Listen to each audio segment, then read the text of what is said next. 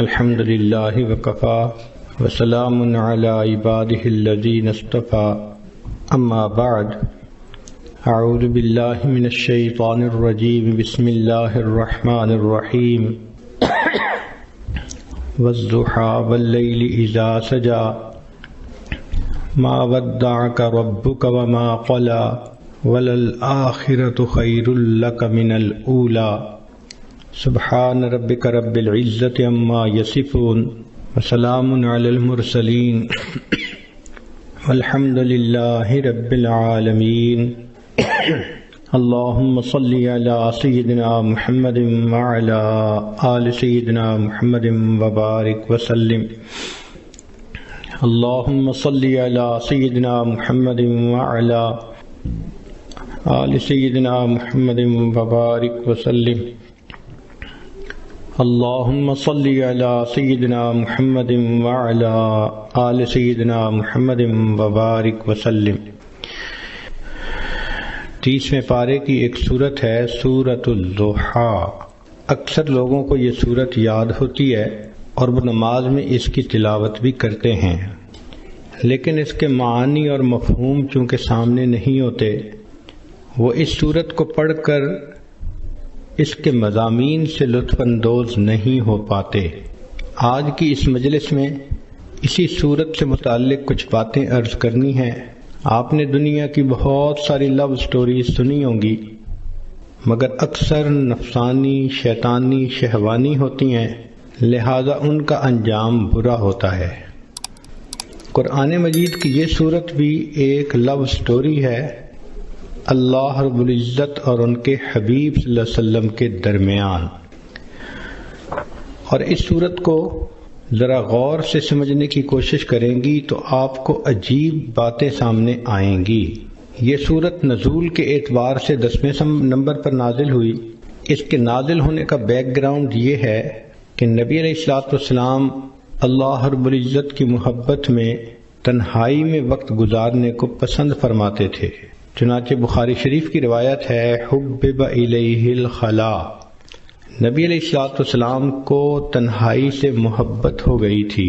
دستور ہے کہ محبت انسان کو تنہائی پسند بنا دیتی ہے۔ جس کو محبت کا روگ لگ جائے وہ چاہتا ہے کہ میں الگ رہوں، محبوب کی سوچوں میں رہوں، مجھے کوئی ڈسٹرب نہ کرے۔ چنانچہ نبی علیہ الصلوۃ والسلام ایک ہفتے کا کھانا لے کر غار حرا میں تشریف لے جاتے اور اللہ رب العزت کی عبادت میں مصروف رہتے۔ یہ عبادت کا سلسلہ چل رہا تھا کہ ایک دن اللہ رب العزت کی طرف سے جبریل علیہ الصلوۃ والسلام آئے اور ایک پیغام لائے، اقرأ بسم ربک الذی خلق۔ یہ باقاعدہ اظہار محبت کا پہلا موقع تھا کہ پروردگار عالم نے اپنے حبیب صلی اللہ علیہ وسلم سے ہم کلامی فرمائی۔ پھر نبی علیہ الصلوۃ والسلام کو یہ حکم ملا کہ آپ جائیے اور لوگوں کے سامنے میری وحدانیت کو بیان کیجیے۔ نبی علیہ الصلوۃ والسلام مکہ مکرمہ تشریف لائے اور وہاں آ کر آپ صلی اللہ علیہ وسلم نے اللہ تعالیٰ کی وحدانیت کا تذکرہ فرمایا۔ چونکہ مکہ مکرمہ میں مشرکانہ ماحول تھا، بیت اللہ شریف کے اندر 360 بت رکھے ہوئے تھے، تو اس ماحول میں توحید کی بات ایک اجنبی سی بات معلوم ہوتی تھی۔ جب یہ بات شروع ہو گئی تو نیک روحیں جو تھیں انہوں نے اس بات کو قبول کیا اور چند لوگوں نے کلمہ پڑھ لیا، مگر مکہ مکرمہ کی جو اکثریت تھی وہ دشمنی پر تل گئی۔ ویسے تو ہر گھر میں یہی تذکرے، ہر مرد کی زبان پہ یہ تذکرے، ہر عورت کی زبان پہ یہ تذکرے۔ جو کلمہ پڑھتا تھا تو قریش مکہ اس کو تکلیف پہنچاتے تھے، سزائیں دیتے تھے، تو یہ تذکرے ہر کچے اور پکے گھر کے اندر ہوا کرتے تھے۔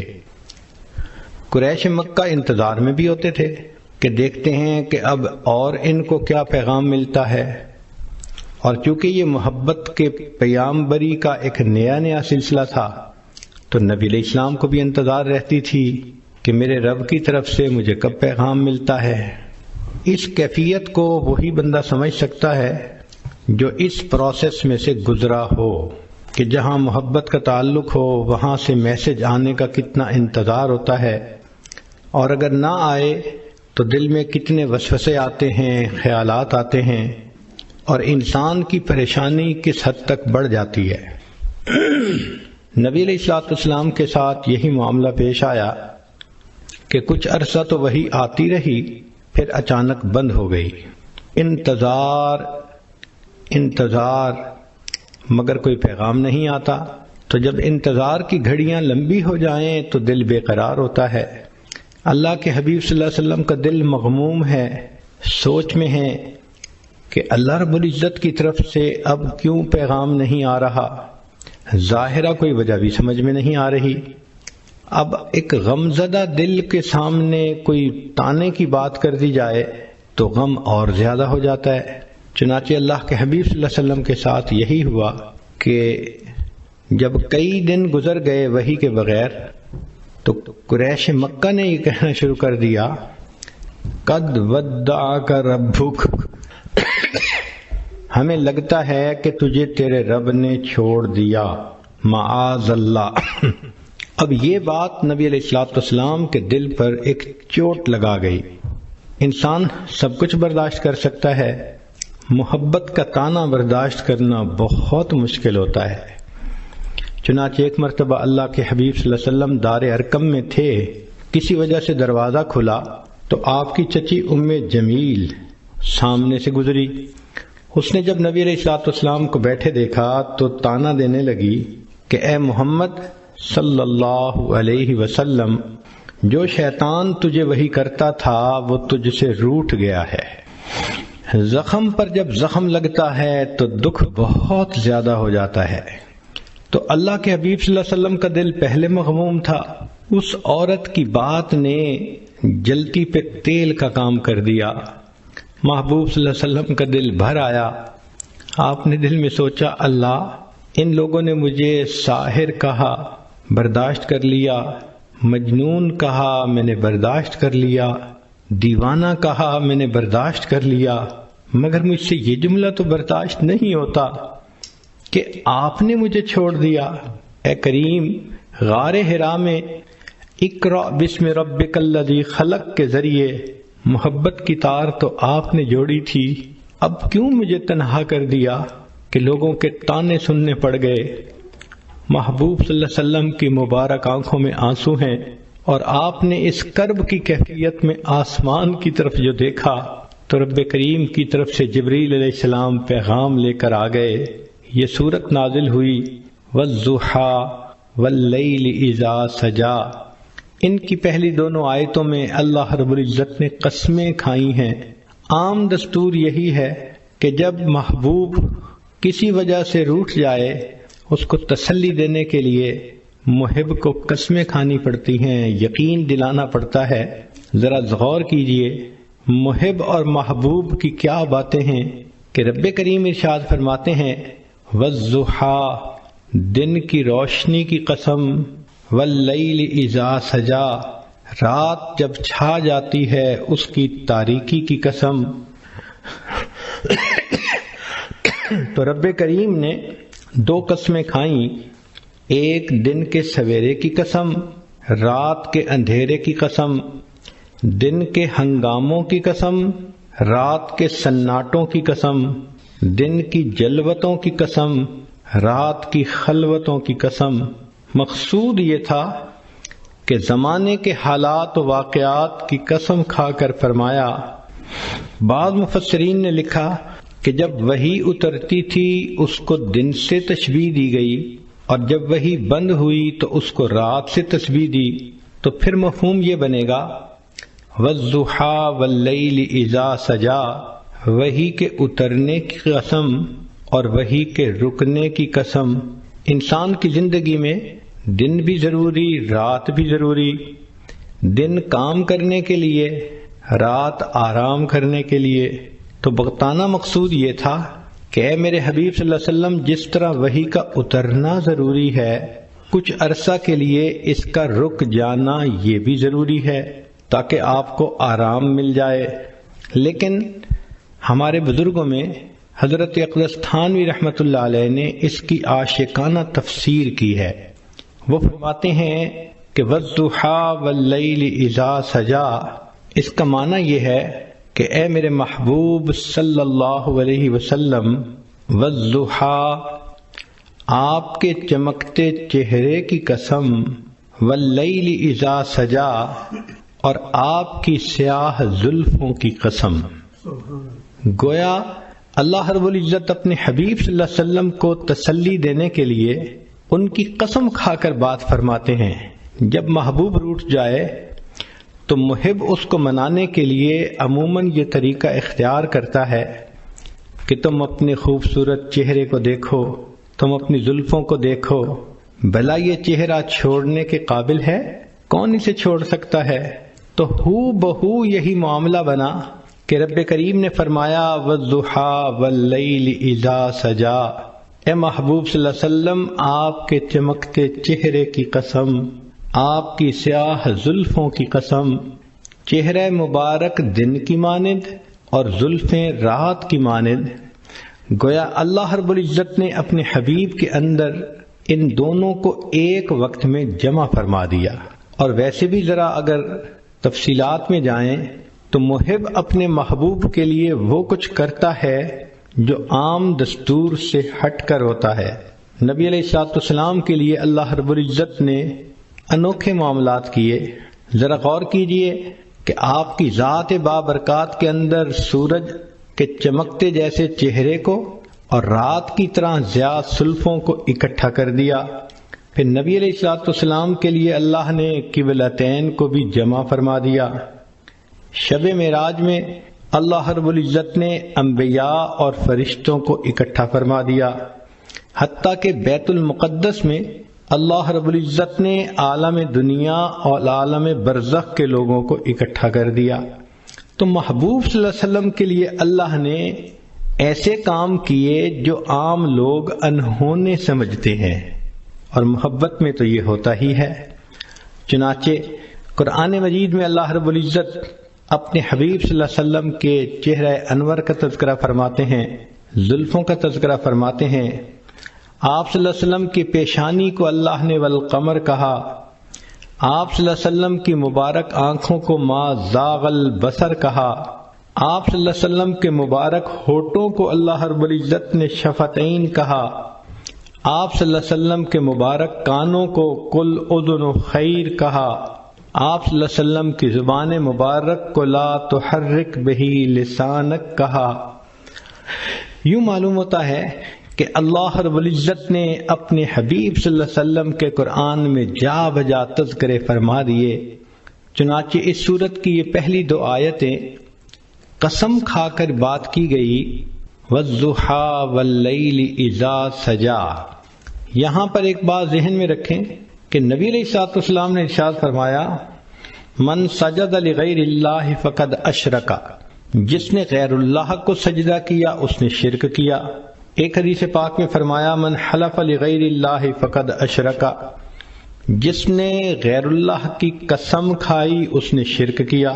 جس طرح بعض عورتیں اپنی لا علمی کی وجہ سے بیٹے کی قسم کھا لیتی ہیں، یا کچھ مرد عورت کی محبت میں گرفتار ہو کر اس کی قسم کھا لیتے ہیں، تیری قسم، تیرے سر کی قسم، بیٹے کی قسم۔ شریعت نے ان تمام قسموں کا کھانا منع کر دیا کہ قسم فقط ہم اللہ کے نام کی کھا سکتے ہیں، لیکن خود رب کریم نے اپنے حبیب صلی اللہ علیہ وسلم کی قسم کھائی، اس لیے کہ اللہ رب العزت کو اختیار ہے کہ وہ جو چاہے کرے۔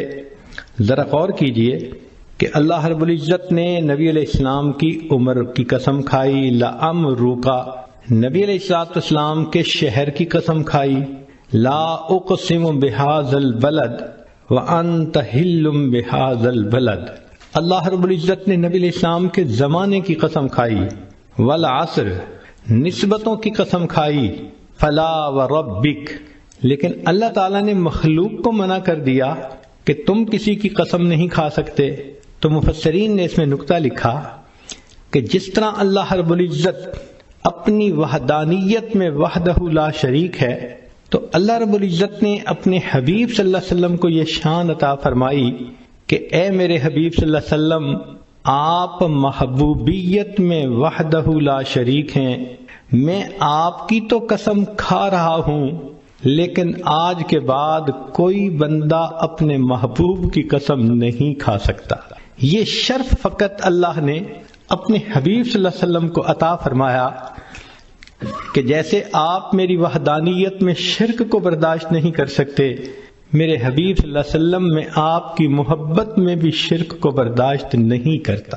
چنانچہ آپ کی قسم تو میں نے کھائی ہے تاکہ آپ کی فضیلت بیان ہو، لوگوں کو منع کر دیا کہ تم اپنے محبوبوں کی قسمیں نہیں کھا سکتے۔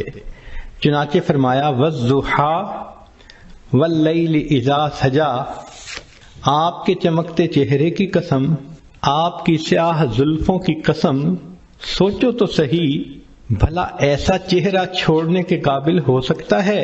لہذا فرمایا ما ودعک ربک وما قلا، آپ تیرے رب نے تجھے چھوڑا بھی نہیں اور تیرے رب نے تجھ سے منہ موڑا بھی نہیں۔ عام طور پہ دنیا میں محب محبوب کے درمیان جدائی کے دو اسباب ہوتے ہیں۔ پہلا سبب یہ ہوتا ہے کہ حالات ہی ایک دوسرے کو جدا کر دے، اور دوسرا سبب یہ ہوتا ہے کہ کسی بات پہ دونوں میں ناراضگی ہو جائے اور دونوں الگ ہو جائیں۔ تو ایک کو کہتے ہیں چھوڑ دینا حالات کی وجہ سے، اور دوسرے کو کہتے ہیں منہ موڑ لینا ناراضگی کی وجہ سے۔ تو اللہ رب العزت نے اس آیت میں دو لفظ استعمال کیے، اے میرے چمکتے چہرے والے محبوب، اے سیاہ زلفوں والے محبوب صلی اللہ علیہ وسلم، جس کا چہرہ اتنا خوبصورت، جس کی زلف ہی اتنی خوبصورت، بھلا ایسے محبوب کو کوئی چھوڑ سکتا ہے؟ ما ودعک ربک وما قلا، تیرے رب نے تجھے چھوڑا بھی نہیں اور تیرے رب نے تجھ سے منہ موڑا بھی نہیں۔ اب یہاں تک نبی علیہ الصلوۃ والسلام کی تسلی کا پیغام کافی تھا۔ صرف اگر یہ 3 آیتیں اتار دی جاتی تو بات مکمل ہو جاتی کہ نبی علیہ السلام کو میسج مل گیا کہ ہم نے آپ کو چھوڑا بھی نہیں، آپ سے منہ موڑا بھی نہیں۔ مگر محب فقط تسلی نہیں بلکہ پھر تشفی بھی کرواتا ہے تاکہ ان محبوب کے دل کو سکون ہو جائے۔ لہذا رب کریم نے اس کے بعد ایک عجیب بات فرما دی، فرمایا وَلَلْآخِرَةُ خَيْرٌ لَكَ مِنَ الْأُولَىٰ، اے میرے حبیب صلی اللہ علیہ وسلم، آپ کا آنے والا وقت آپ کے گزرے ہوئے وقت سے بہت بہتر ہوگا۔ اس کی مثال ایسے ہی ہے کہ جیسے قسمیں کھا کر پہلے تو تسلی دے دی اور پھر کہہ دیا کہ جو ہو گیا وہ تو ہو گیا، آنے والے وقت میں ہم اور زیادہ محبت کے ساتھ رہیں گے۔ تو گویا رب کریم نے بھی اپنے حبیب صلی اللہ علیہ وسلم کو یہی پیغام دیا کہ اے میرے محبوب صلی اللہ علیہ وسلم وَلَلْآخِرَةُ خَيْرٌ لَكَ مِنَ الْأُولَىٰ، آپ کا آنے والا وقت آپ کے گزرے ہوئے وقت سے زیادہ بہتر ہوگا۔ اس ایک جملے کے اندر رب کریم نے سمندر کو کوزے میں بند کر دیا۔ چنانچہ محبوب صلی اللہ علیہ وسلم کی مبارک زندگی کو جس زاویے سے دیکھیں، آپ کا آنے والا وقت گزرے ہوئے وقت سے بہتر تھا۔ اے میرے حبیب صلی اللہ علیہ وسلم، جب آپ بطن مادر میں تھے تو آپ کا ولادت پانا اس سے زیادہ بہتر، پھر ولادت پانے سے آپ کا بچپن میں آنا زیادہ بہتر، بچپن سے آپ کا لڑکپن میں آنا زیادہ بہتر، لڑکپن سے آپ کا جوانی میں آنا اور زیادہ بہتر۔ وَلَلْآخِرَةُ خَيْرٌ لَكَ مِنَ الْأُولَىٰ، آپ کا آنے والا وقت آپ کے گزرے ہوئے وقت سے زیادہ بہتر ہوگا۔ اے میرے حبیب صلی اللہ علیہ وسلم، جب آپ کنوارے حالت میں تھے تو آپ اس وقت بھی اچھے تھے، پھر آپ کا شادی کا ہو جانا اس سے بھی زیادہ بہتر ہو گیا، اور پھر شادی کے بعد آپ کو اولاد کا مل جانا اس سے بھی زیادہ بہتر ہو گیا۔ وَلَلْآخِرَةُ خَيْرٌ لَكَ مِنَ الْأُولَىٰ، آپ کا آنے والا وقت آپ کے گزرے ہوئے وقت سے زیادہ بہتر۔ چنانچہ جب آپ غار حرا میں جا کے عبادت کرتے تھے، آپ کا وہ وقت بھی بہت اچھا تھا، لیکن آپ پر وحی کا اترنا اور بھی زیادہ بہتر ہو گیا، اور پھر آپ صلی اللہ علیہ وسلم کا بیت المقدس میں جا کے انبیاء کی امامت کروانا اس سے بھی زیادہ بہتر ہو گیا، اور پھر آپ کا عرش کے اوپر جا کر اپنے رب سے ملاقات کرنا اس سے بھی زیادہ بہتر ہو گیا۔ وَلَلْآخِرَةُ خَيْرٌ لَكَ مِنَ الْأُولَىٰ، اے میرے حبیب صلی اللہ علیہ وسلم، آپ کا مکہ مکرمہ میں رہنا بھی بہت اچھا، مگر ہجرت کر کے مدینہ میں آ جانا اس سے بھی زیادہ بہتر، پھر بدر کے میدان میں جو کامیابی ہوئی اس سے بھی بہتر، پھر احد کا معاملہ پیش آیا اس سے بھی بہتر، پھر خندق کے اندر جو آپ کو اللہ کی مدد ملی اس سے بھی زیادہ بہتر، پھر صلح حدیبیہ کا موقع آیا اس سے بھی بہتر، اور بالآخر آپ مکہ مکرمہ میں فاتح بن کر داخل ہوئے، وہ اس سے بھی زیادہ بہتر۔ وَلَلْآخِرَةُ خَيْرٌ لَكَ مِنَ الْأُولَىٰ، اے میرے حبیب صلی اللہ علیہ وسلم، آپ کا دنیا کے اندر رہنا بہت اچھا، مگر پھر آپ کا دنیا میں پردہ فرمانا اس سے بھی زیادہ بہتر، پھر آپ کا حشر میں اٹھنا اس سے بھی زیادہ بہتر، پھر آپ کو مقام محمود کا ملنا اس سے بھی زیادہ بہتر، پھر آپ کو شفاعت کا تاج پہنایا جانا اس سے بھی زیادہ بہتر، آپ کا حوض کوثر پہ تقسیم کرنا پانی کو اس سے بھی بہتر، اور آپ کا امت کو لے کر جنت میں داخل ہونا اس سے بھی زیادہ بہتر۔ عام دستور تو یہ ہے کہ لوگ اعلیٰ سے ارذل کی طرف لوٹتے ہیں۔ لوگوں کو دیکھیے، جوانی میں حسن کیا خوبصورت ہوتا ہے، بڑھاپے میں حسن چلا گیا، جوانی میں طاقت ہوتی ہے، بڑھاپے میں طاقت چلی گئی، جوانی میں مال ہوتا ہے کہ انسان کماتا ہے، بڑھاپے میں مال بھی کم ہو جاتا ہے۔ تو عام آدمی کا دستور تو یہی ہے کہ حسن بھی کم ہو گیا، مال بھی کم ہو گیا، طاقت بھی کم ہو گئی، چاہنے والے بھی کم ہو گئے، تو عام انسان حتی یرد الی ارذل العمر، وہ اپنے ارذل کی طرف لوٹتا ہے، اعلیٰ ہوتا ہے، ارذل کی طرف لوٹ جاتا ہے۔ مگر اللہ رب العزت کے حبیب صلی اللہ علیہ وسلم کی شان نرالی، آپ کو اللہ نے ایک قاعدہ قانون بتلا دیا، میرے حبیب صلی اللہ علیہ وسلم، آپ کا آنے والا وقت آپ کے گزرے ہوئے وقت سے زیادہ بہتر ہوگا۔ اس میں جو خیر لکا فرمایا، تو یہ لکا کا لفظ آپ صلی اللہ علیہ وسلم کی امتیازی شان ہے، آنے والا وقت زیادہ بہتر۔ چنانچہ قیامت کے دن انبیاء پریشان ہوں گے، اللہ کے حبیب صلی اللہ علیہ وسلم اس وقت شفاعت فرمائیں گے اور امت کو لے کر جنت میں تشریف لے جائیں گے۔ کیا شان ہے اس اللہ کے حبیب صلی اللہ علیہ وسلم کی کہ جو ہر لمحے اعلیٰ سے اعلیٰ کی طرف جا رہے تھے، اور واقعی ان کی اللہ رب العزت نے ان کے ساتھ اس معاملے کو پورا کر دکھایا، ان کا آنے والا وقت ان کے گزرے ہوئے وقت سے زیادہ بہتر تھا۔ تو گویا مقصد یہ کہہ دیا، اے میرے حبیب صلی اللہ علیہ وسلم، یہ چھوٹنے والی اور ٹوٹنے والی محبت نہیں، پھلنے پھولنے والی اور مضبوط سے اضبط ہونے والی محبت ہے۔ سبحان اللہ، کیا تسلی کی بات اللہ نے فرما دی۔ تو غور کیجئے کہ ان 4 آیات میں اللہ تعالیٰ نے کام مضمون کو کیسے سمیٹ دیا۔ وَالضُّحَىٰ وَاللَّيْلِ إِذَا سَجَىٰ، اے محبوب صلی اللہ علیہ وسلم، آپ کے چمکتے چہرے کی قسم، آپ کی سیاہ زلفوں کی قسم، ما ودعک ربک وما قلی، تیرے رب نے تجھے چھوڑا بھی نہیں، تجھ سے منہ موڑا بھی نہیں۔ وَلَلْآخِرَةُ خَيْرٌ لَكَ مِنَ الْأُولَىٰ، اور آپ کا تو آنے والا وقت گزرے ہوئے وقت سے زیادہ بہتر ہوگا۔ پھر رب کریم نے آگے ایک اور بات فرما دی جس نے بات کو اور رنگ دے دیا۔ ارشاد فرمایا، وَلَسَوْفَ يُعْطِيكَ رَبُّكَ فَتَرْضَىٰ، تیرا رب تجھے اتنا دے گا کہ تو راضی ہو جائے گا۔ محب اپنے محبوب کو اسی طرح تسلی دیتا ہے، میں تجھے اتنا پیار دوں گا، میں اتنا تیرا خیال رکھوں گا، میں اتنا تیرا تعاون کروں گا، تیرا ساتھ دوں گا، پشت پناہی کروں گا۔ وَلَلْآخِرَةُ خَيْرٌ لَكَ مِنَ الْأُولَىٰ، ایک تو آنے والا وقت گزرے وقت سے بہتر ہوگا، اور دوسرا وَلَسَوْفَ يُعْطِيكَ رَبُّكَ فَتَرْضَىٰ، تیرا رب تجھے اتنا دے گا کہ آپ راضی ہو جائیں گے۔ اس آیت مبارکہ سے اللہ کے حبیب صلی اللہ علیہ وسلم کی عجیب شان ظاہر ہوتی ہے۔ ساری دنیا کو دیکھ لیجئے، اللہ کی رضا حاصل کرنے میں سرگرم ہے۔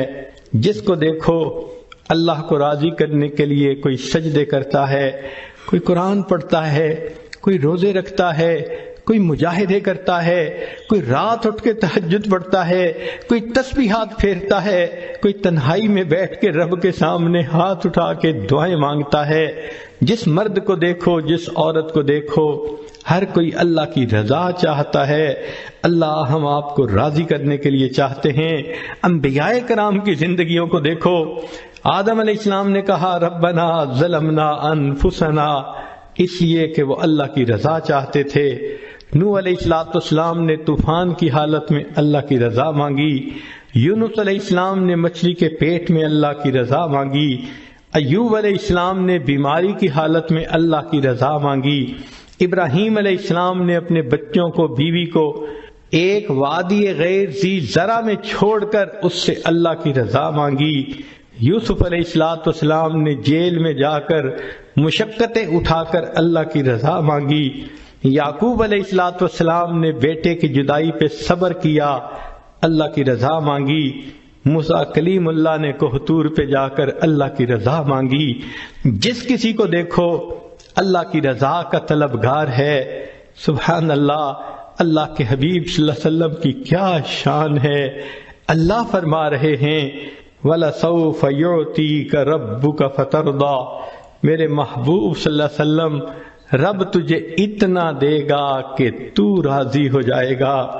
آج ولی کو دیکھو، ابدال کو دیکھو، کسی قطب کو دیکھو، غوث کو دیکھو، ہر کوئی اللہ کی رضا کا طلبگار ہے۔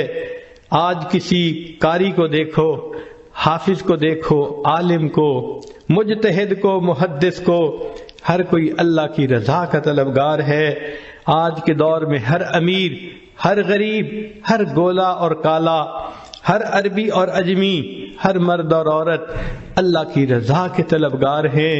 مگر اللہ رب العزت فرماتے ہیں میرے محبوب صلی اللہ علیہ وسلم پوری کائنات میری رضا کی طلبگار، اور میں پروردگار تجھے راضی کرنے کا طلبگار۔ وَلَسَوْفَ يُعْطِيكَ رَبُّكَ فَتَرْضَىٰ، تیرا رب تجھے اتنا دے گا کہ تو راضی ہو جائے گا۔ محبوب آپ کی مراد کو میں پورا کروں گا، اور اللہ رب العزت نے واقعی ایسا کر کے دکھا دیا۔ چنانچہ محبوب صلی اللہ علیہ وسلم نے انگلی کا اشارہ کیا، اللہ نے چاند کو دو ٹکڑے کر کے دکھا دیا۔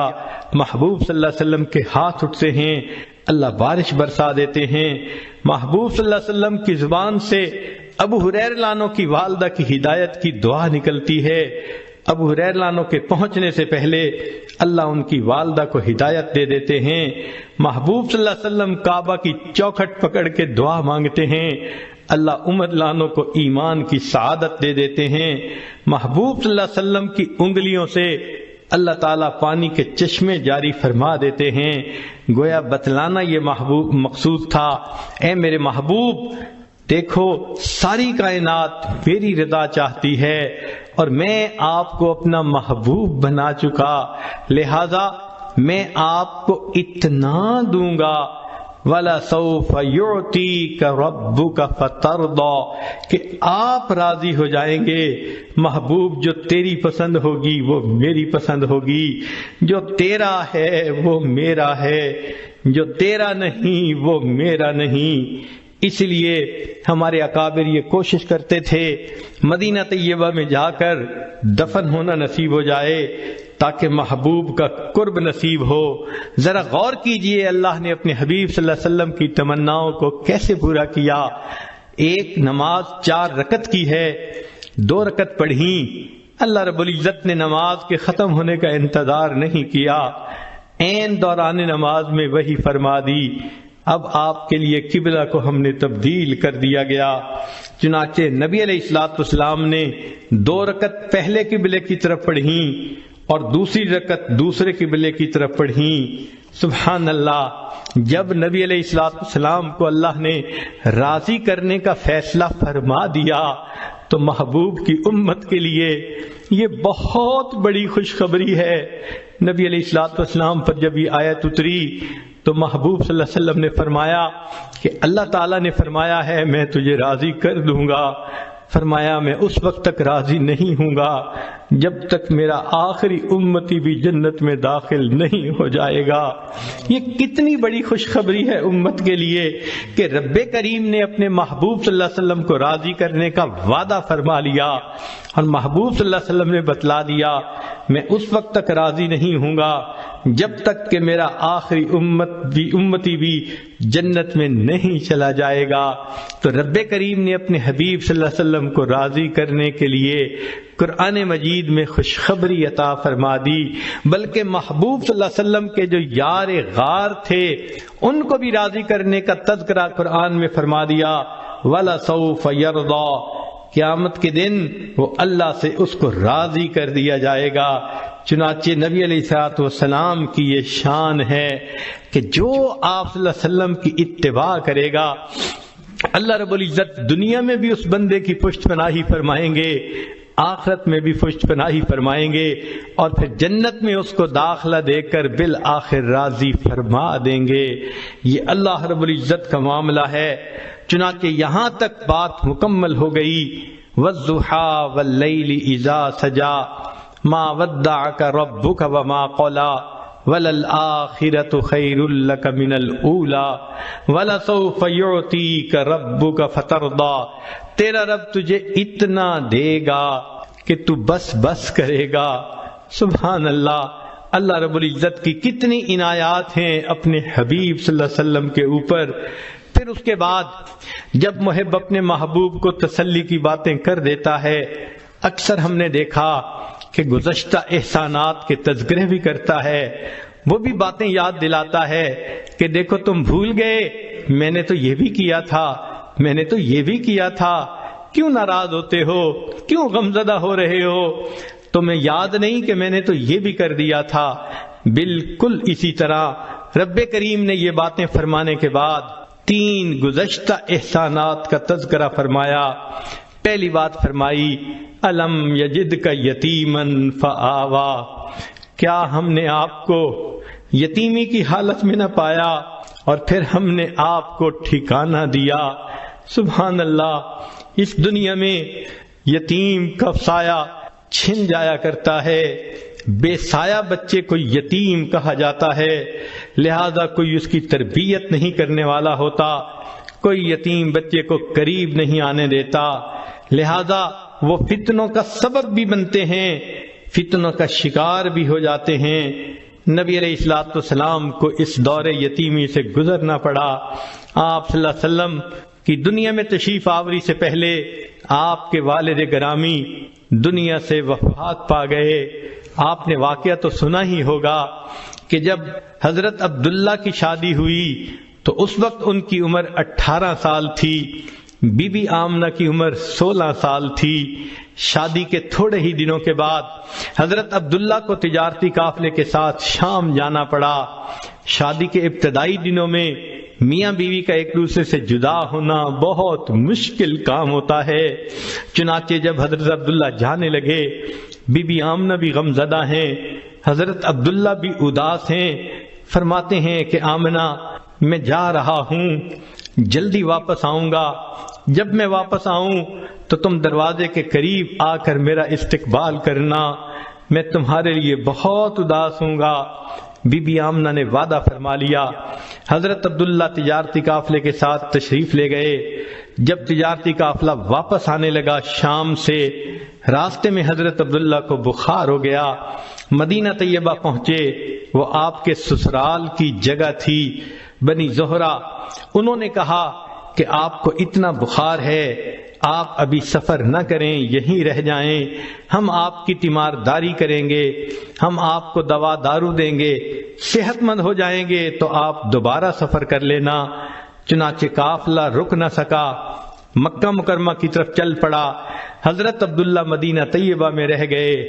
جب وہ قافلہ مکہ مکرمہ میں پہنچا، مکہ مکرمہ کے ہر گھر میں خوشیاں تھیں، عورتوں نے بچوں کو تیار کر رکھا تھا، دھلے کپڑے پہنائے تھے، خود بھی تیار تھیں، کھانے بھی تیار تھے، مہمانوں کے آنے کی انتظار تھی، ہر گھر میں خوشی کا سما نظر آتا تھا، انتظار کی گھڑیاں ختم ہونے کو لگ رہی تھیں۔ چنانچہ بی بی آمنہ بی بی اپنے پیارے شوہر سے وعدہ کیا تھا، میں دروازے کے قریب آ کے کھڑی ہوں گی تاکہ آپ آئیں تو میں دروازے پہ آپ کو اہلم و سہلا کہہ کے استقبال کروں۔ بی بی آمنہ وعدہ کے مطابق دروازے کے قریب آ گئیں۔ کب میرے میاں آئیں گے، دروازہ کھولیں گے تو میں ان کو پیار بھری محبت بھری نظروں سے استقبال کے الفاظ کہوں گی۔ بی بی آمنہ انتظار کرتی رہتی ہیں۔ اس وقت ان کی کیفیت عجیب تھی، لیکن حضرت عبداللہ قافلے میں چونکہ نہیں آئے تھے، سارے قافلے کے لوگ اپنے اپنے گھروں کو چلے گئے، حضرت عبداللہ نہ آئے۔ جب بی بی آمنہ نے معلوم کروایا، پتہ چلایا کہ وہ تو مدینہ طیبہ میں بیمار ہیں، بی بی آمنہ اور غمزدہ ہو گئیں۔ نبی علیہ السلام کے بعد رشتہ داروں نے کہا ہم جاتے ہیں اور عبداللہ کو لے کے آتے ہیں۔ چنانچہ وہ وہاں سے مدینہ طیبہ گئے ان کو لانے کے لیے، مگر اللہ رب العزت کو کچھ اور ہی منظور تھا۔ مدینہ طیبہ میں حضرت عبداللہ کا انتقال ہو گیا، بالآخر ان کو وہاں دفن کر دیا گیا۔ اب بی بی آمنہ حاملہ تھیں اور انتظار میں تھیں۔ جب میاں کے فوت ہونے کی دکھ بری خبر ملی، دل پہ کیا صدمہ گزرا ہوگا، عورتیں اس بات کو سمجھ سکتی ہیں۔ 16 سال کی عمر کی بچی ہے اور وہ بیوہ ہو گئی، دل کی حسرتیں دل میں ہی رہ گئیں، چنانچہ حاملہ بھی ہے اور اپنے خاوند کی جدائی کا صدمہ بھی ہے۔ بہرحال انہوں نے صبر کے ساتھ برداشت کیا، حتیٰ کہ نبی علیہ السلام کی ولادت مبارکہ ہوئی۔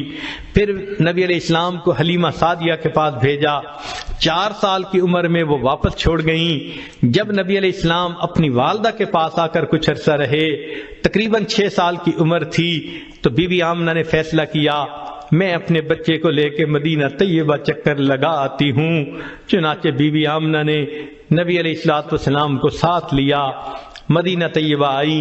نبی علیہ السلام فرماتے ہیں میں نے اپنی والدہ کو دیکھا، مدینہ طیبہ جا کر وہ ایک قبر کے قریب پہنچیں، کچھ کہہ رہی تھیں جو میں نہیں سمجھ رہا تھا، مگر میری والدہ کی مبارک آنکھوں میں آنسو تھے۔ نبی علیہ السلام فرماتے ہیں مجھے اتنا یاد ہے میں اپنی والدہ کو روتے دیکھ کے خود بھی رونے لگ گیا، میری آنکھوں میں بھی آنسو آ گئے، مگر مجھے یہ نہیں پتا کہ والدہ کیا بات کر رہی تھیں۔ تصور یہ کہتا ہے کہ شاید بی بی آمنہ حضرت عبداللہ سے محو گفتگو ہوں، عبداللہ آپ نے وعدہ کیا تھا میں آ جاؤں گا، میں اتنے سال انتظار کرتی رہی، آپ لوٹ کر نہیں آئے، آپ مجھے ایک امانت دے کر گئے تھے، دیکھو اللہ نے کتنا خوبصورت بیٹا عطا کیا، کاش اس بیٹے کے چمکتے چہرے کو آپ دیکھتے، آپ کو پتہ چلتا اللہ نے کیا حسن و جمال اس کو عطا کر دیا ہے۔ تو بی بی آمنہ یہ باتیں سوچ رہی ہوں گی، اپنے تصور میں کر رہی ہوں گی، آنکھوں سے آنسو آ گئے ہوں گے۔ نبی علیہ السلام اپنی والدہ کو روتے دیکھ کے خود بھی رونے لگ گئے۔ بالآخر بی بی آمنہ نے وہاں سے واپسی کا فیصلہ کیا، چنانچہ ایک باندی بھی ساتھ ہے، اور بی بی آمنہ واپس مکہ مکرمہ آنا چاہتی ہیں۔ اللہ کی شان دیکھیے کہ اس وقت جب ابوا کے مقام پر پہنچی تو بی بی آمنہ کی اپنی بھی وفات ہو گئی۔ نبی علیہ السلام کے دل پہ دیکھیے کیا کیا صدمے پا رہے ہیں، والد پہلے وفات پا چکے، آج والدہ کا سایہ بھی چلا گیا، اکیلے ہیں۔ چنانچہ ام ایمن نے یا جو بھی اس وقت آپ کے پاس باندھی تھی آپ کی خبر گیری کی، وہ آپ کو لے کر مکہ مکرمہ کی طرف آئی۔ کہتے ہیں کہ عبد المطلب اس وقت بہت اداس تھے اپنے پوتے کو دیکھنے کے لیے۔ انتظار میں تھے کہ اب تو میری بہو آئے گی۔ روزانہ مکہ مکرمہ سے باہر نکل کر مدینہ کے راستے پہ بیٹھ کے انتظار کیا کرتے تھے، کوئی آنے والا مجھے خبر دے کہ میری بہو آ رہی ہے، میرا پوتا آ رہا ہے، مگر اطلاع نہ ملا کرتی تھی۔ ایک دن انتظار میں بیٹھے ہوئے تھے، چنانچہ اس نے دیکھا کہ جو باندی ساتھ گئی تھی وہ آ رہی ہے۔ جب قریب پہنچی تو اس وقت عبد المطلب نے پوچھا آمنہ کہاں ہے؟ باندی نے کہا اس بچے کا والد تو پہلے جدا ہو چکا تھا، اس کی والدہ بھی اللہ کو پیاری ہو گئی، اکیلے بچے کو لے کر میں آپ کے پاس آئی ہوں۔ تو حضرت عبد المطلب نے نبی علیہ الصلوۃ والسلام کو سینے سے لگا لیا۔ محبوب صلی اللہ علیہ وسلم کو یہ جدائی برداشت کرنی پڑی، یہ یتیمی کی کیفیت برداشت کرنی پڑی۔ اللہ رب العزت اس بات کا تذکرہ فرماتے ہیں، اے میرے حبیب صلی اللہ علیہ وسلم، الم یجدک یتیما فآوا، ہم نے آپ کو یتیم پایا اور ہم نے آپ کو ٹھکانہ دیا۔ سبحان اللہ۔ پھر فرمایا وَوَجَدَكَ ضَالًّا فَهَدَىٰ، ہم نے آپ کو راستہ بھولا ہوا پایا اور ہم نے آپ کو راستے کی رہنمائی فرمائی۔ مشہور واقعہ ہے، 7 سال کی عمر میں نبی علیہ الصلوۃ والسلام مکہ مکرمہ کی گلیوں میں چلتے چلتے کہیں ایک طرف باہر نکل گئے، راستے کا پتہ نہ چلتا تھا۔ ابو جہل نے دیکھا تو بالآخر اپنی اونٹی پہ بٹھا کے واپس لایا۔ آپ صلی اللہ علیہ وسلم کو اللہ اس واقعے کا تذکرہ فرماتے ہیں، وَوَجَدَكَ ضَالًّا فَهَدَىٰ، آپ راستہ بھول گئے تھے، ہم نے آپ کو واپس گھر آنے کا بندوبست فرما دیا۔ پھر فرمایا وَوَجَدَكَ عَائِلًا فَأَغْنَىٰ، ہم نے آپ کو بستر و سامان پایا اور ہم نے آپ کو غنی کر دیا۔ اے میرے حبیب صلی اللہ علیہ وسلم، خدیجہ کا مال آپ کو غنی بنا گیا، صدیق اکبر کا مال آپ کو غنی بنا گیا، ہم نے آپ کے لیے دیکھیے کیسے انتظام کر دیا۔ تو رب کریم نے پھر اس کے بعد یہ 3 احسانات کا تذکرہ فرمایا، الم یجدک یتیما فآوا، ووجدک ضالا فہدا، ووجدک عائلا فاغنا، اور پھر آخر پر 3 نصیحتیں فرما دیں۔ ایک نصیحت تو یہ فرمائی فَأَمَّا الْيَتِيمَ فَلَا تَقْهَرْ، یتیم کو جھڑکی نہ دیجئے، اس کے ساتھ رف انداز سے بیہیو نہ کیجئے۔ سبحان اللہ۔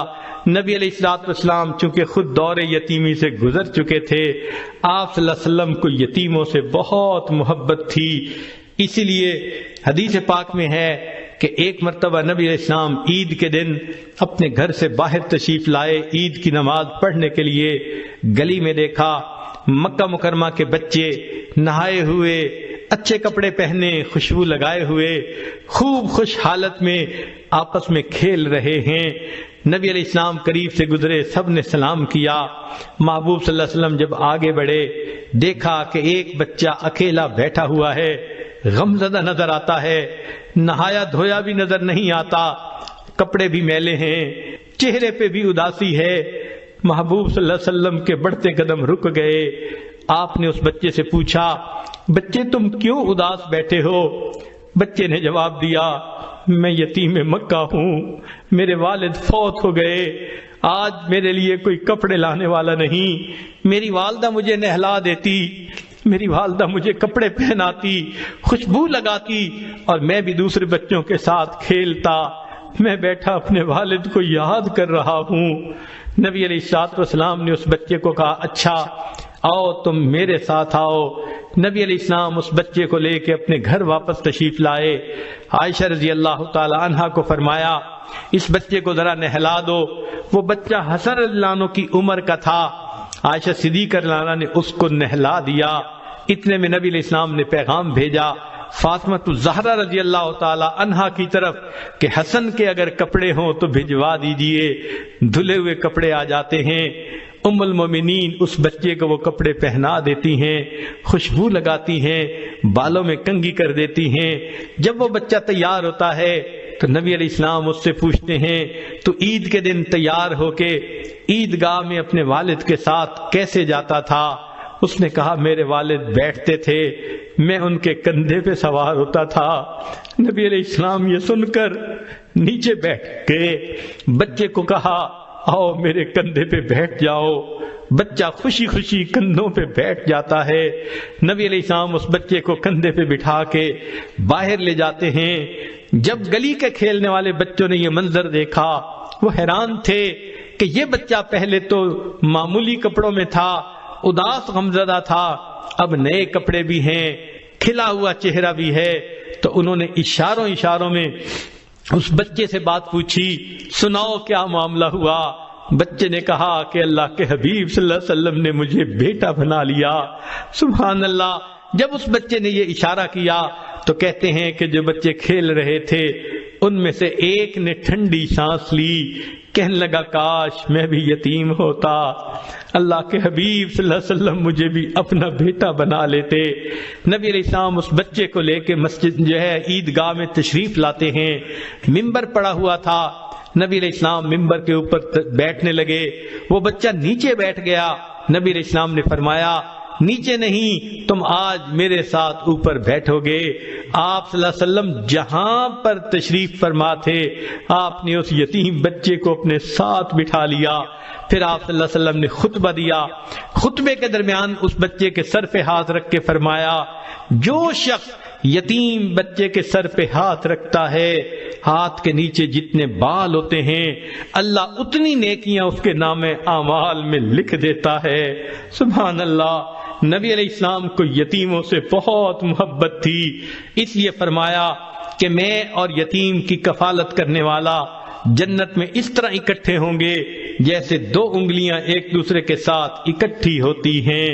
تو رب کریم نے فرمایا فَأَمَّا الْيَتِيمَ فَلَا تَقْهَرْ وَأَمَّا السَّائِلَ فَلَا تَنْهَرْ، اور آپ سائل کو جھڑکی نہ دیجیے۔ رب کریم چاہتے ہیں کوئی بھی سوال کرنے والا ہو تم اس کا سوال کو پورا کر دیا کرو، اور اگر وہ علم کا سائل ہے، طالب علم ہے، تو استاد کے اوپر اس کا حق اور بھی زیادہ ہوتا ہے۔ لہذا مفسرین نے لکھا ہے اس آیت مبارکہ کی وجہ سے اساتذہ کو چاہیے کہ اپنے شاگردوں پر بہت مہربان ہوں، اپنے شاگردوں پر بہت قربان ہوں کہ رب کریم نے ان کی سفارش فرمائی وَأَمَّا السَّائِلَ فَلَا تَنْهَرْ، سوالی کو انکار نہ کرو۔ عجیب بات ہے کہ جو شخص روٹی کا طلبگار ہو اگر کسی گھر سے آ کے روٹی کا سوال کرے اور کوئی اس سائل کو روٹی دے دے، حدیث پاک میں ہے 3 بندوں کے گناہوں کی مغفرت ہو جاتی ہے۔ جس بندے نے رزق کمایا اس کی بھی مغفرت ہو گئی، جس عورت نے کھانا بنایا اس کی بھی مغفرت ہو گئی، اور جس نے وہ روٹی لے کر سائل تک پہنچائی اس نوکر کی بھی مغفرت ہو گئی۔ قربان جائیں اس پروردگار پر کہ جو اس عمل پر مالکوں کی تو مغفرت فرماتا ہی ہے، ان کے نوکروں اور خادموں کی بھی مغفرت فرما دیتا ہے۔ اور حدیث پاک میں یہ بھی آیا کہ ایک علم کا سائل ہوتا ہے، جیسے کلاس روم میں بیٹھ کے استاد سے علم کا سوال پوچھنا، تو فرمایا اس پر اللہ رب العزت 4 بندوں کی مغفرت فرماتے ہیں۔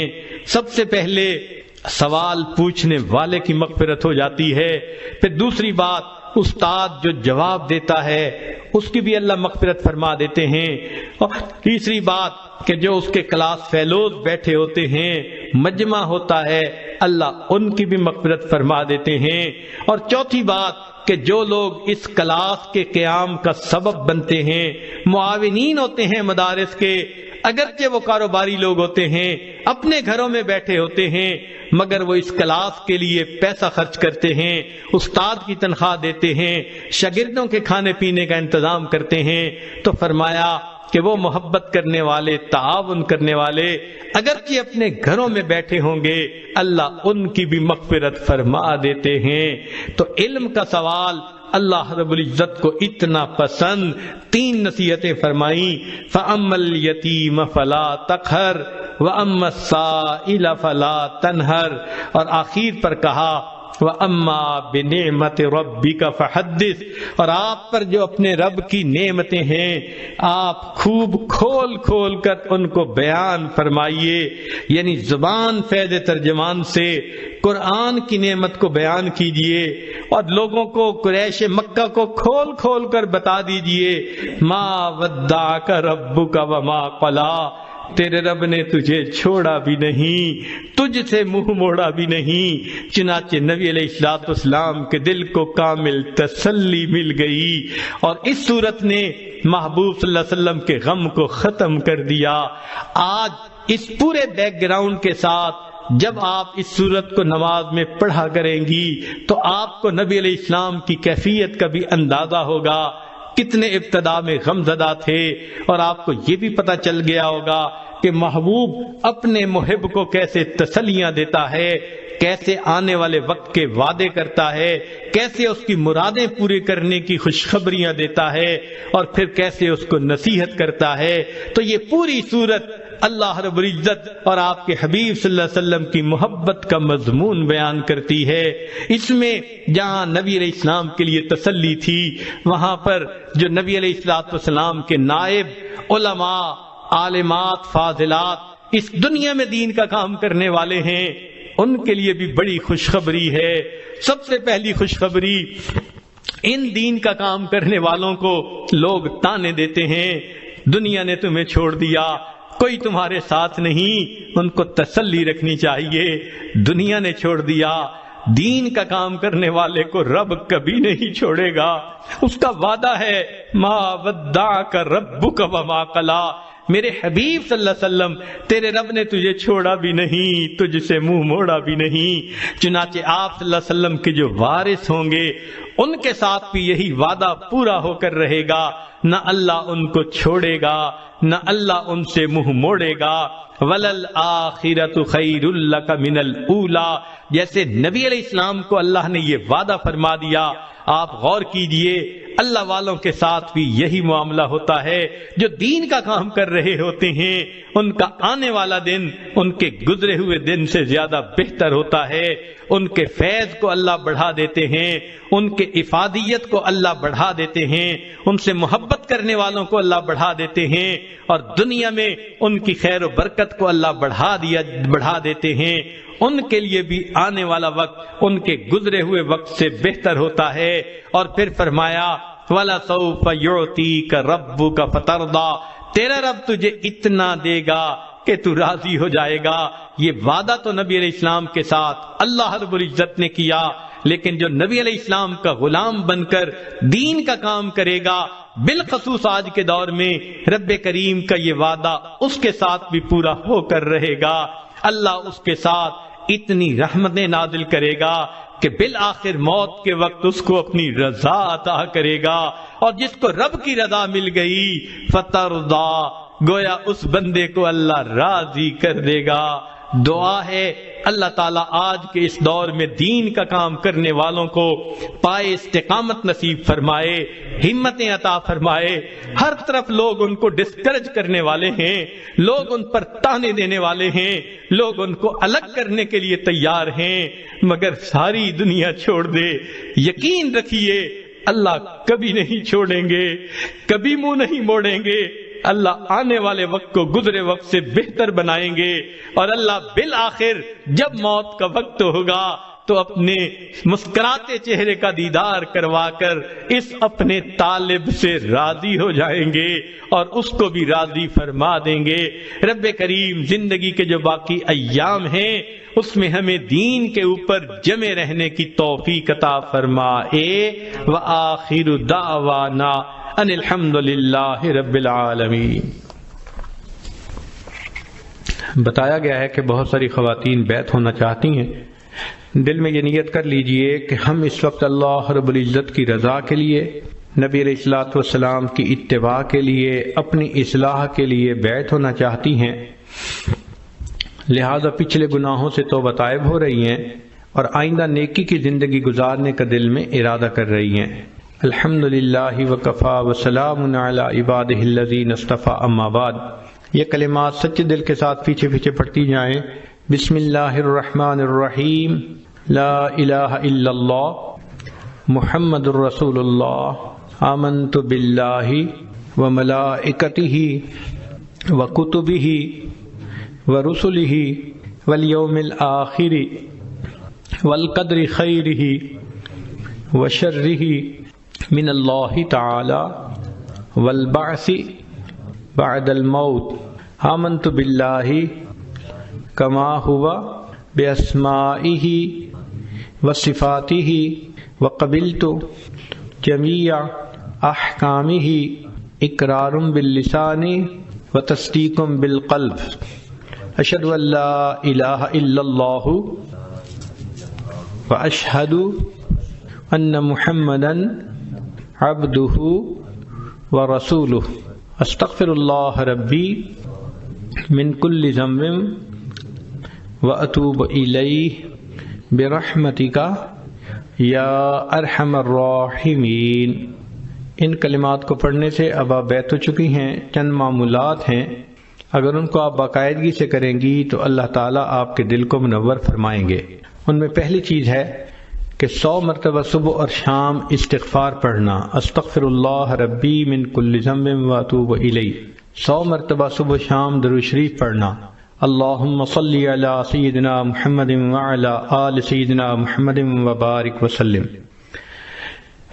تیسرا ہے قرآن مجید کی روزانہ تلاوت کرنا، تو 1 پارہ یا آدھا پارہ قرآن مجید روزانہ پڑھا کریں۔ عورتوں کو جن دنوں میں نماز پڑھنی منع ہے وہ قرآن مجید بھی نہ پڑھیں، ان کو بن پڑھے اجر اور ثواب مل جاتا ہے۔ چوتھی چیز ہے چلتے پھرتے ہر وقت دل میں اللہ تعالیٰ کا دھیان رکھنا، دست بکار دل بیار، ہاتھ کام کاج میں مشغول اور دل اللہ تعالیٰ کی یاد میں مشغول۔ اور 5ویں چیز ہے مراقبہ کرنا، تو روزانہ 10-15 منٹ آدھا گھنٹہ آپ مصلی پہ بیٹھ کے اپنی آنکھوں کو بند کر لیا کریں، اللہ سے لو لگا لیا کریں، اور شروع میں یہ سوچا کریں کہ اللہ رب العزت کی رحمت آ رہی ہے، دل میں سما رہی ہے، دل کی ظلمت اور سیاہی دور ہو رہی ہے، اور میرا دل اللہ اللہ اللہ یہ میرا دل کہہ رہا ہے۔ انشاءاللہ ان 5 اعمال کو کرنے سے اللہ تعالیٰ دل کو منور فرما دیتے ہیں۔ یہ مراقبہ مشق اس کی کرنی ضروری ہوتی ہے، تو ابھی دعا سے پہلے چند منٹ کے لیے جتنی بھی خواتین ہیں سب کی سب اپنی آنکھوں کو بند کر لیں، سر کو جھکا لیں اور اللہ سے لو لگا کے بیٹھ جائیں، ساری دنیا کے خیالات کو دل سے نکال دیں اور یہ سوچیں کہ اللہ اللہ میرا دل کہہ رہا ہے، یعنی میرا دل اللہ اللہ کہہ رہا ہے اور میں اس کو سن رہی ہوں۔ مراقبہ کر لیجئے تھوڑی دیر کے لیے۔ انسان جب اپنے اندر جھانکتا ہے اسے اپنی اصل تصویر نظر آتی ہے، اپنے من کے دریچے کو کھولیے، اپنی اصل تصویر کو دیکھیے۔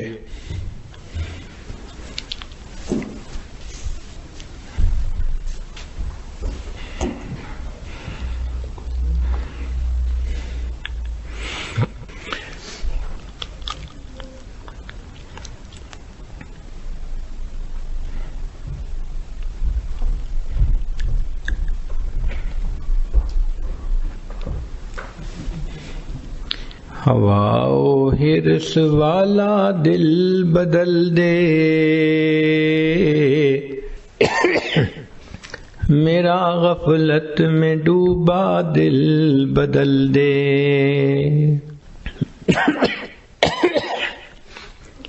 ہوا و حرص والا دل بدل دے،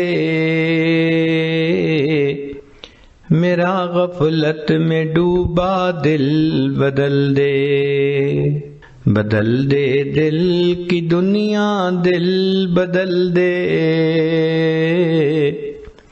خدایا فضل فرما دل بدل دے،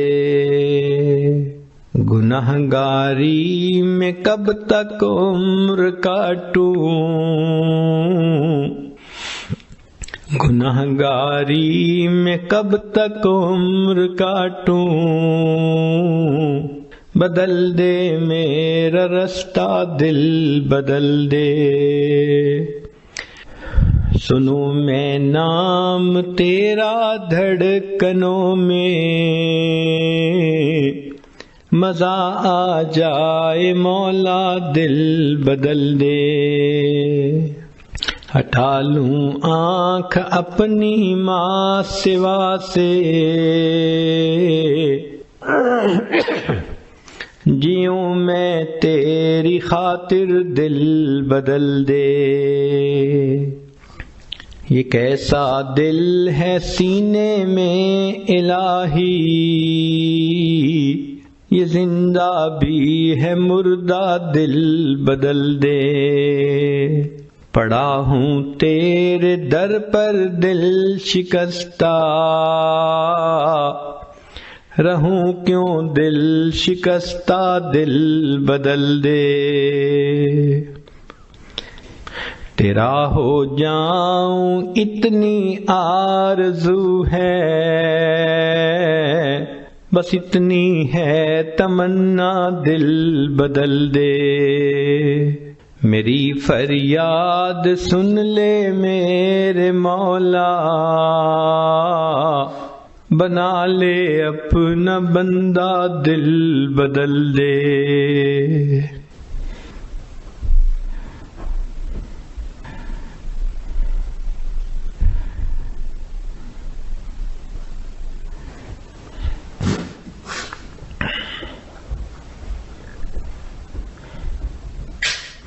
لا الہ الا اللہ محمد الرسول اللہ۔ دعا کر لیجئے۔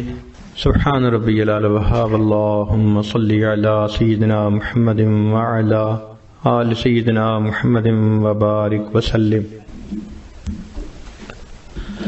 اللہم صلی علی سیدنا محمد وعلی آل سیدنا محمد وبارک وسلم۔ ربنا ظلمنا انفسنا وإن لم تغفر لنا وترحمنا لنکونن من الخاسرین۔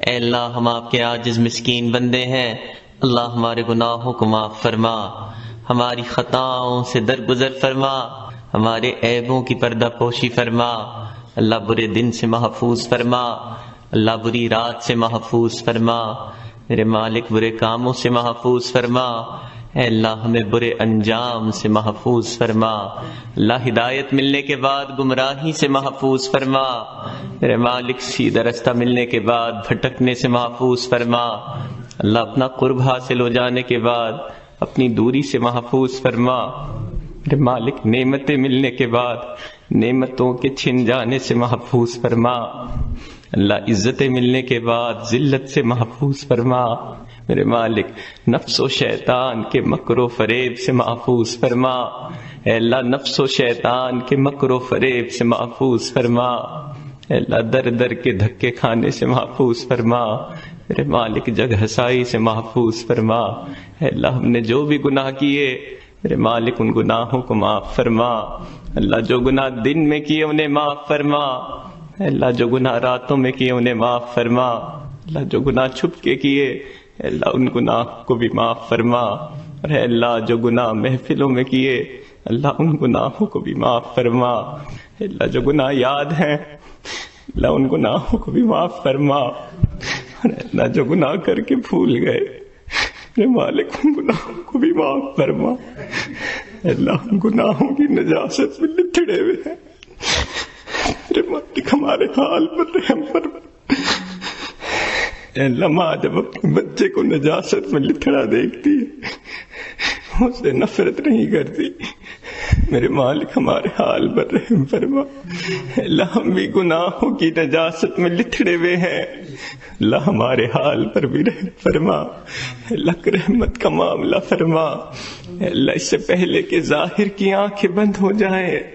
میرے مالک من کی آنکھیں کھلنے کی توفیق نصیب فرما، اللہ اس سے پہلے کہ لوگ ہمیں کلمہ پڑھائیں میرے مالک ہمیں اپنے اختیار سے کلمہ پڑھنے کی توفیق نصیب فرما، اے اللہ اس سے پہلے کہ لوگ ہمیں کفن پہنائے میرے مالک ہمیں تقویٰ کی پوشاک نصیب فرما، اور اے اللہ اس سے پہلے کہ لوگ ہمیں غسل دیں میرے مالک ہمیں غسل توبہ کی توفیق نصیب فرما، اور اے اللہ اس سے پہلے کہ ہماری نماز جنازہ پڑھی جائے میرے مالک ہمیں بھی نماز کی حضوری نصیب فرما، اللہ نماز کی پابندی نصیب فرما، اور اے اللہ اس سے پہلے کہ کہ قیامت کے دن ہمیں آپ کے سامنے کھڑا رکھ دیا جائے۔ میرے مالک ہمیں اپنی رضا نصیب فرما۔ اے اللہ آپ کو راضی کرنا اس وقت تک ضروری ہے جب تک کہ آپ راضی نہ ہو جائیں۔ اے اللہ راضی ہو جا، اے حنان راضی ہو جا، اے منان راضی ہو جا، میرے مالک راضی ہو جا۔ اے اللہ رحمت کا معاملہ فرما۔ اے اللہ جیسا آپ ہمیں دیکھنا چاہتے ہیں میرے مالک ہمیں ویسا بننے کی توفیق نصیب فرما۔ اللہ جس طرح آپ ہم سے راضی ہوتے ہیں اللہ ہمارے ساتھ بھی وہی معاملہ فرما۔ اللہ ہمیں ویسا بننے کی توفیق نصیب فرما۔ اللہ آپ نے خود قرآن پاک میں ارشاد فرمایا وَأَمَّا السَّائِلَ فَلَا تَنْهَرْ، اور تم سوالی کو جھڑکی نہ دو۔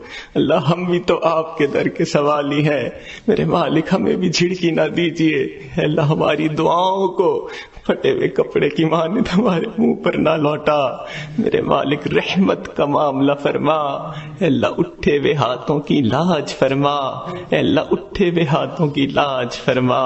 اللہ آپ کے تو ہمارے جیسے اربوں خربوں ہیں، میرے مالک ہمارا آپ کے سوا کوئی نہیں۔ اللہ آپ کے تو ہمارے جیسے اربوں خربوں، اللہ ہمارا آپ کے سوا کوئی نہیں۔ تیری رحمت کا معاملہ فرما۔ اللہ جس طرح آپ ہم سے راضی ہوتے ہیں اللہ ہمیں ویسا بننے کی توفیق نصیب فرما۔ اللہ ہمارے دلوں کو اپنی محبت سے منور فرما۔ اللہ اپنے پیارے محبوب کی محبت سے منور فرما۔ اللہ اپنے مشائخ کی محبت سے منور فرما۔ میرے مالک نماز کی حضوری نصیب فرما۔ اللہ سجدے کا سرور نصیب فرما۔ اللہ رات کے آخری پہر کے مناجات کی لذت نصیب فرما۔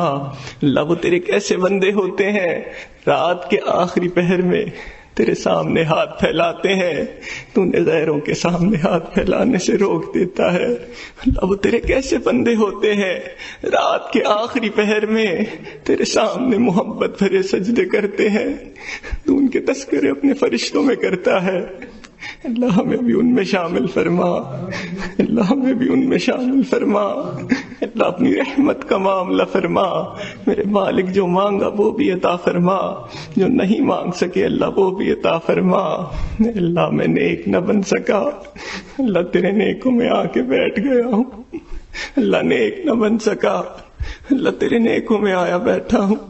اللہ ان نیکوں کی برکت سے ہماری بھی مغفرت فرما۔ اللہ ان نیکوں کی برکت سے ہمارے بھی دلوں کو زندہ فرما۔